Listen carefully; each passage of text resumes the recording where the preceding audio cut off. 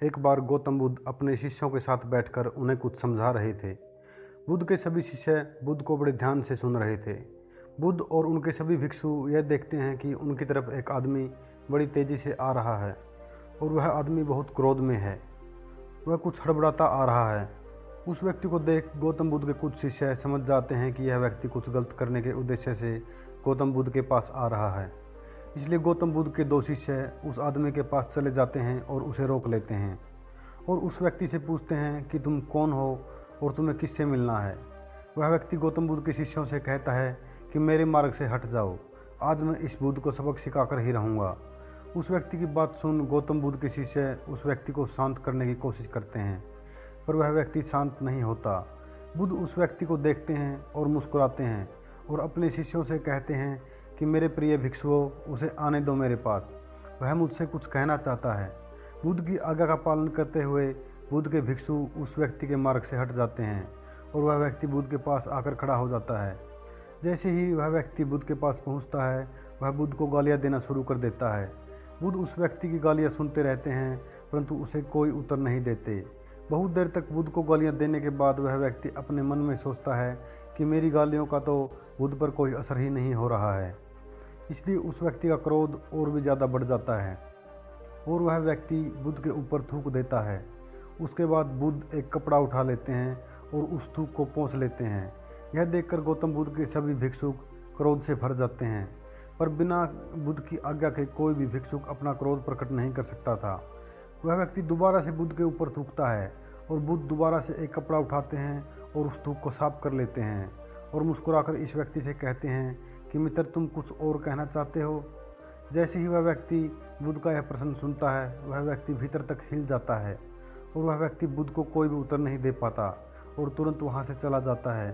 बुद्ध के सभी भिक्षुओं के मन में यह प्रश्न होता है कि उस व्यक्ति ने बुद्ध का इतना अपमान किया, लेकिन बुद्ध ने उस व्यक्ति को यह क्यों कहा कि वह कुछ और कहना चाहता है।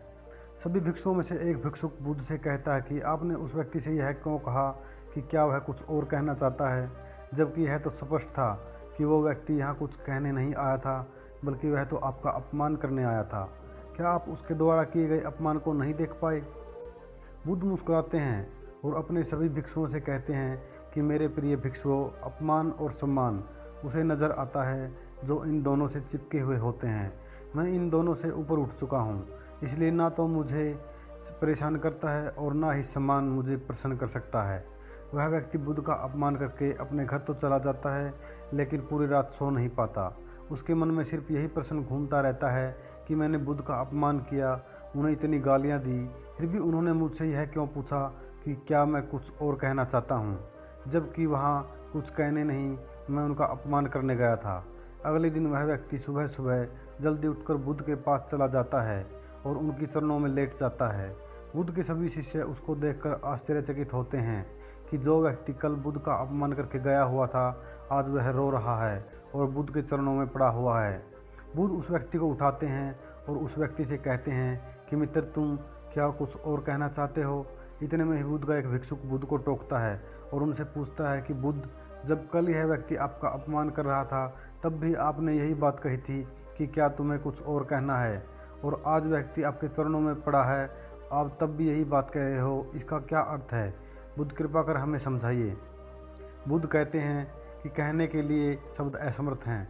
कल भी यह व्यक्ति मुझे कुछ कहना चाहता था, पर शब्द असमर्थ थे, इसलिए क्रोध में आकर उसने मुझ पर थूक कर इसने वो बात मुझसे कहने का प्रयास किया, और आज भी शब्द असमर्थ हैं, इसके आंसू कह रहे हैं जो यह कहना चाहता है। उसके बाद वह व्यक्ति बुद्ध से कहता है, बुद्ध, मुझे क्षमा कीजिए, मैंने आपका अपमान किया है। बुद्ध कहते हैं कि तुम्हें क्षमा मांगने की कोई भी आवश्यकता नहीं है, क्योंकि क्रोध भी तुमने किया और पीड़ा भी तुमने ही पाई है। इसमें तुमने दूसरे किसी को क्या नुकसान पहुंचाया है। बुद्ध अपने सभी भिक्षुओं और उस व्यक्ति से कहते हैं कि क्रोध जलते हुए अंगारे की तरह है, जिसे हम अपने हाथ में पकड़ते हैं किसी और पर फेंकने के लिए, और सबसे पहले उस अंगारे से हमारा ही हाथ जलता है। दोस्तों, यह गौतम बुद्ध के जीवन की कहानी को सुनकर आपको क्या सीखने को मिला, नीचे कमेंट बॉक्स में ज़रूर बताएं।